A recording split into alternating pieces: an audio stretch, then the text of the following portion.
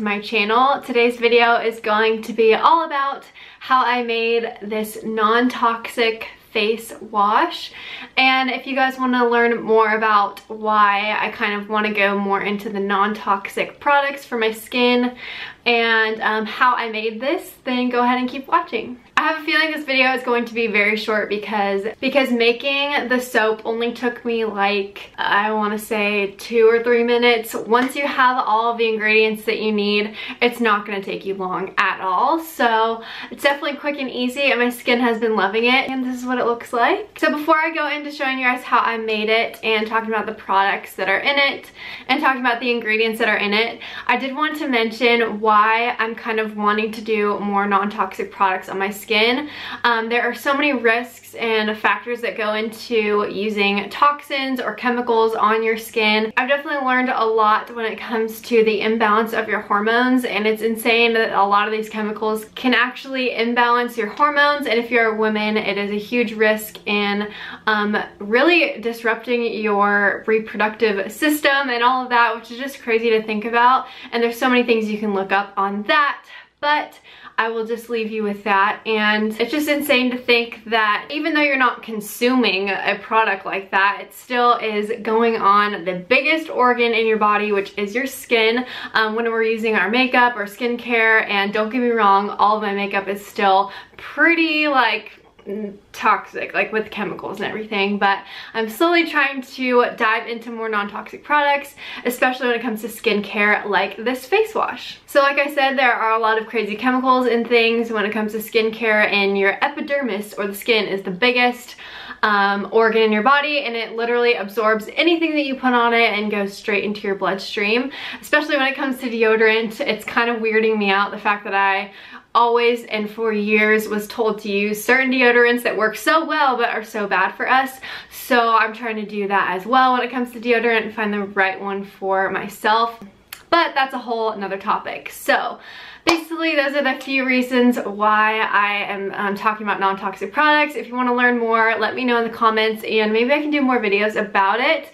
I am learning as well, so I'm not an expert on this topic, but I love to learn stuff like this. So with that said, there are a few apps that actually are great when it comes to seeing what is actually in your products. I would highly suggest you do it. There are awesome apps out there, you can look them up, but the one that I have used before is called Think Dirty. You can actually scan your product, or you can type in the barcode of your product, or even just the name, and it will show you how great it is non-toxic wise, or just how really bad it is on a different scale. I think the scale is like 1 to 5 or like 1 to 7 or something. So check that out if you're curious about your own products. But anyways, let's get into this DIY. So this is what it ended up looking like. It smells so good, and I'm going to link the pump that I used, or that I got.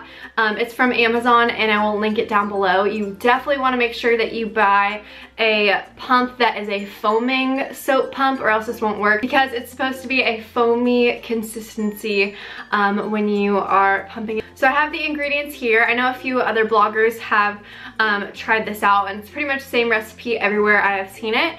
So you're going to take 1/2 a cup of unscented castile soap, and this is the one that I really like. It's from Target. You can pretty much get it in a lot of stores like that, maybe like CVS, but I'm not sure. It's the Dr. Bronner's one, and it's unscented. I would definitely suggest doing that, because the things that you're going to put in it are going to make the scent really nice. So you don't really need a scented one, and yeah, so that's what I use. And then you're going to use 2 teaspoons of jojoba oil, and I love this one. I even just use jojoba oil sometimes to just take off my makeup before I wash it.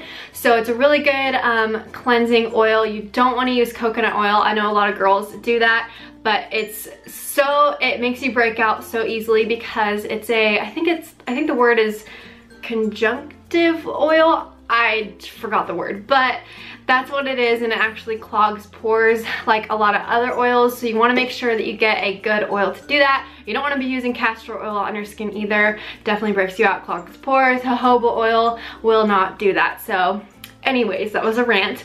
that will be your 1 teaspoon of jojoba oil, so you put that in. And this one is from Sprouts that I have.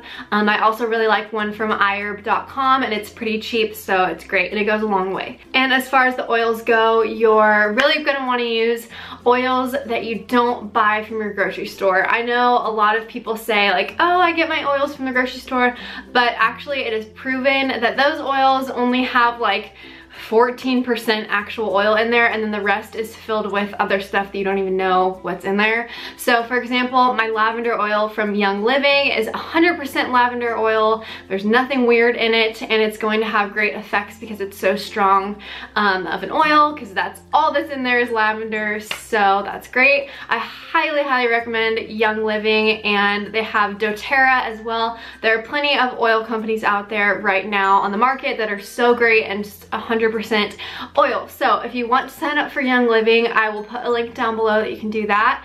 It's a pretty great price because you get so many oils, and you also get a oil diffuser and all of these other things that come with your starter pack. So if you want to check that out, do that. So anyways, the 3 oils that I used in this are so good for skin and also really calming. So if you're going to use it at night, it's really great and really calming.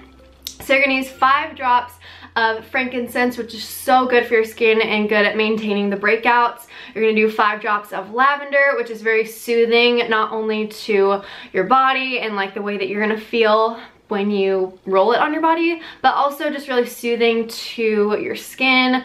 Maybe you have kind of a flare-up or a red flare-up on your skin, then this will be a good soother. And then 5 drops of lemon. This, I think, in my opinion, really seals the deal when it comes to making it smell really good too. And there are so many benefits from lemon, of course, when it comes to your skin. So you're going to pour that all into your little foaming little thing, and then you're going to fill it up with distilled water. You want to make sure it's distilled. It's just better for your skin and better for these ingredients to be sitting in. So I just put it up to my refrigerator and did it that way. You can probably like boil water and then just make sure it's clean and distilled. I don't know, you get the point though. Just don't get it from like tap water sink. And then you are good to go. Put on that cap and get to washing your face. So that is about it for this video. I'm gonna try and link every single product I talked about down below so you can purchase it online or just go into your local stores and do that. But anyways, I hope you guys enjoyed this video. Be sure to stay tuned for more and for more really exciting wedding planning videos since I did just get engaged. And if you haven't seen our proposal video already, that'll be linked down below. It's a little music video. It's really cute and fun. And I'll talk to you guys in my next video. Bye!